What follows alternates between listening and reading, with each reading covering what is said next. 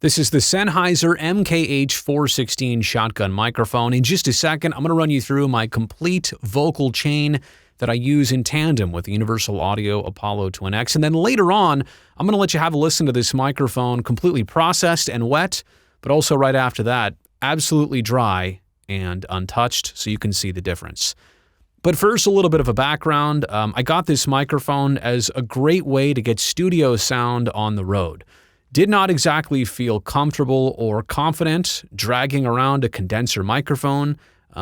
They're built well enough, but not exactly robust to put in a bag and withstand the rigors of travel. But this microphone definitely designed for that. You also get a fantastic sound, and you can also use this microphone in a variety of different applications besides just recording your voice in a studio setting.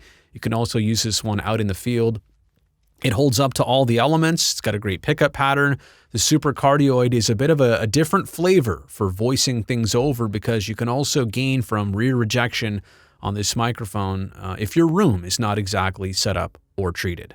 Before I run you through the vocal chain on the Universal Audio Apollo Twin X, you'll notice that I do not have the wind sock on this microphone, but I am using the Stedman ProScreen 101 pop filter. I feel like this microphone could definitely use it to prevent plosives, especially if you want to get up close and really work the microphone. But as for that signal chain, here we go. Let's begin with the channel strip. It's the Solid State Logic 4000E, gained up at 31.6 dB. The way I'm doing this is channel strip, compression, EQ, and then one last round of compression. So back to the channel strip after the gain. Dynamics, I'm not doing any compression here, but I am using a little bit of expansion, and you'll notice when I stop talking,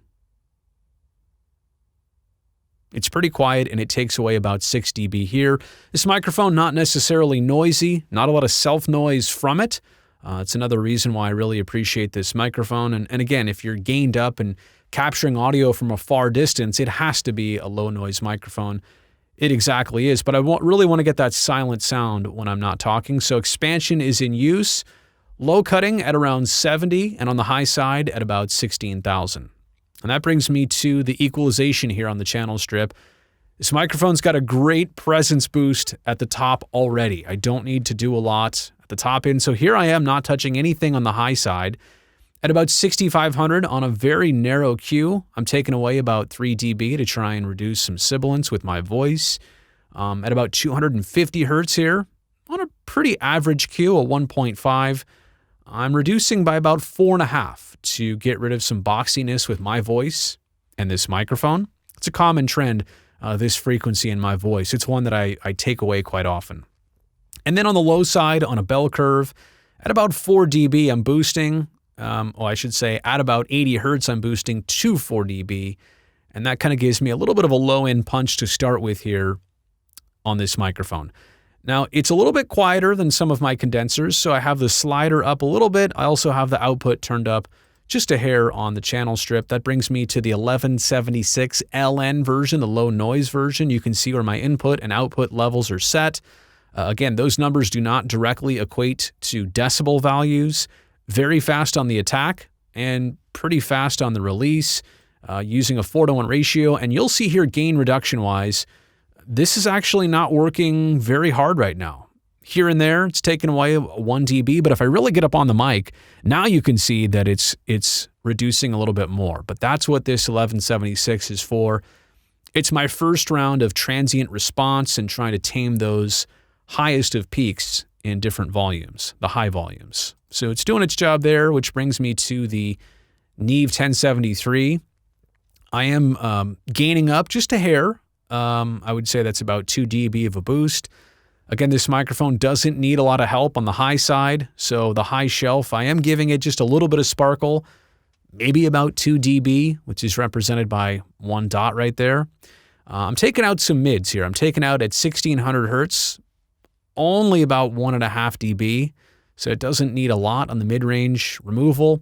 And then on the low side, just to really make sure that this microphone has the vocal presence I'm looking for, to make sure it's nice and rich and full, at about 60 hertz, I'm adding almost 6 dB. So I'm really trying to give it that sub-bass region and a little bit above and maybe even some below that But you'll also notice here, this is the only other place where I'm ultimately low cutting at 50 hertz. I really want to get rid of all the lowest mud I can that's possible. And last but not least, the LA2A, which never really has to do a job more than 0 to 3 dB of gain reduction. You can see where my gain and my peak reduction are set. But if I really get up here and on the microphone and work it, again, the 1176 is doing the hard work at first so that this compressor never really has to take away a lot more. And that's why you use them in tandem like that. And even with EQ in the middle, so that both compressors can take away a little bit and do respective jobs instead of one compressor trying to do all the work. This is the 416 completely dry and unprocessed. I'm gained up 42 dB, and all I will do in post is adjust the levels so that they're even with pretty much everything else. The MKH 416 is a directional studio microphone which is also especially suited to outdoor applications. Its high degree of directivity makes the 416 a superb microphone for film and television, including outside broadcast applications. The microphone operates on proven RF principle and is designed for 48-volt phantom powering. And now we're back completely processed on the 416. The MKH 416 is a combination of a pressure gradient transducer and an interference tube microphone.